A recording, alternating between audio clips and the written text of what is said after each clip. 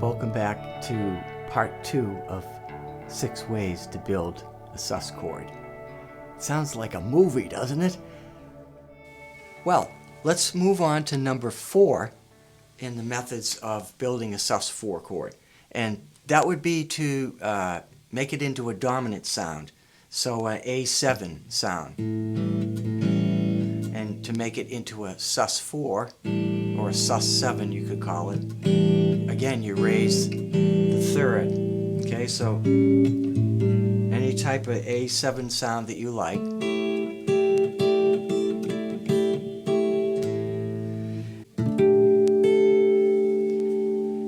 You can use the dominant 7th chord and replace the 3rd with the 4th, and you'll have a more delayed resolution back to the 1. Number 5 is to take the major chord a whole step below the root, move down to a G, put a G underneath that A, any kind of G you like.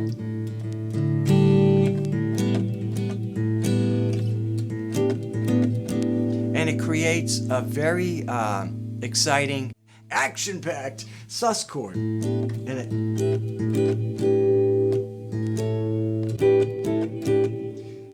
We'll be talking more about slash chords in an upcoming session. But just a note here, all these chords that we're talking about are movable. If I'm playing it with an A in the bass, open, but you can play your A here. Now you have a movable form.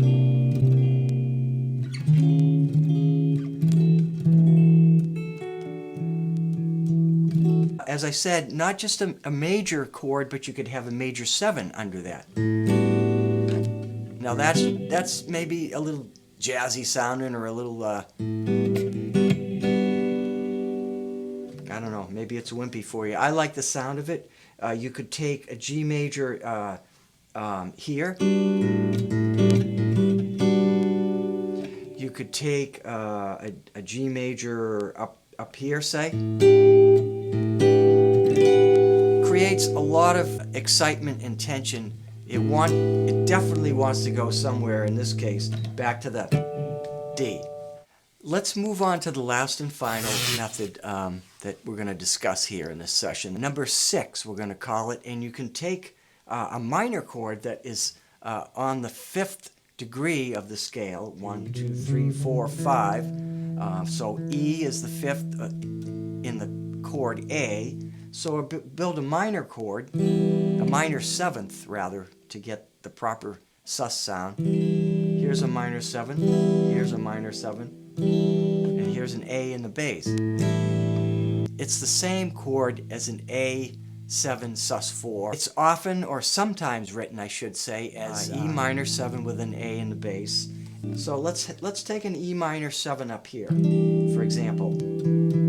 Put the A in the bass. You could do it up here. Creates some nice tension. Here. But let's not only play an E minor 7, let's change it to an E minor 9, okay? Just for a little different flavor. Put that over the A. Put that on your cereal. Sounds nice to my ear.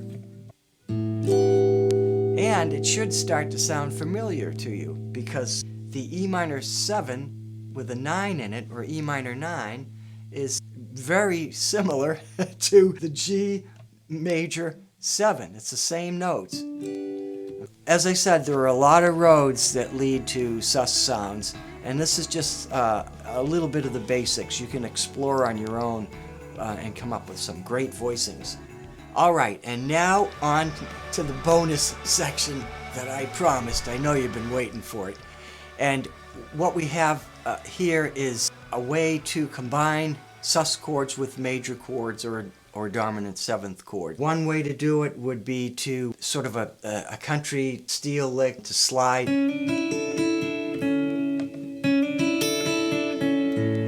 over an A. Do it without arpeggiating it. Wow! And you can also bend that.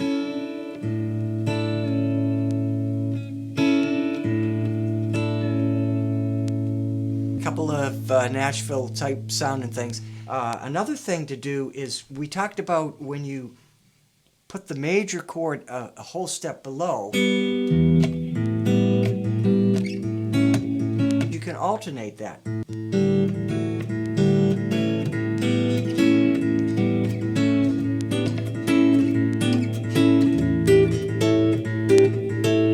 Nothing but simple basic triads moving over the static bass line of A to create sort of a nice motif. Just as we created a sus7 sound by putting the minor seventh chord a fifth above the root, you can do the same thing by using a minor chord a major second above the root. So that would be B.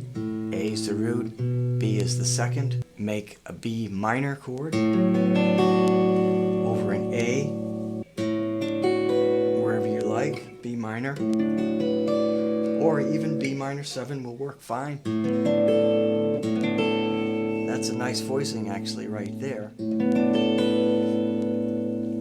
Works very nicely to create a dominant 7 sus4 sound.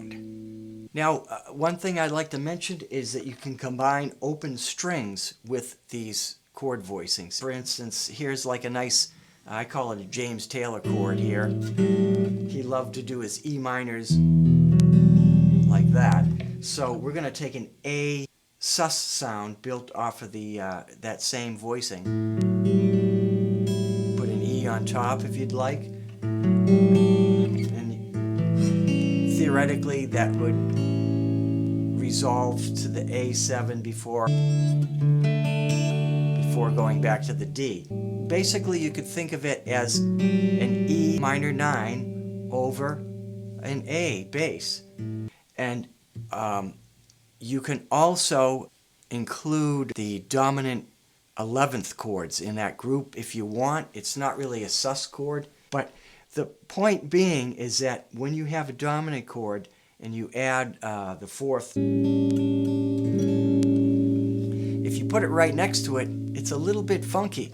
You can separate those by a major 7, your sus chord up here.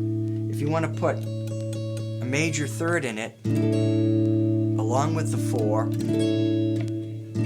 you get that kind of a sound. Now, it's no longer simply a sus chord, but it'll act kind of as a sus sound. I'm getting in the weeds now. Hold on a second. One last note is that when you build a sus chord from the 4 of a progression, the progression out of D, say D is 1, G is 4, A is 5, and D is 1. So when you go up to the 4, if you turn that into a sus4 chord, it'll sound more rootsy or bluesy. Again, it takes it out of the key of D major, and it's the flat 7th in the key of D. So as long as you know that's the sound you want, don't stick a sus4. This is my opinion here. Don't stick a sus4 on a chord just to ornament the chord without thinking about what you're trying to do, what you're trying to create. You might have a happy accident and experiment all you want, but just be aware of what the sus sound does to the chord. Try to fit that in and use it as your ear hears it and whatever you want to create. You are the creator. You control the horizontal. You control the vertical. Okay, now I'm really showing my age.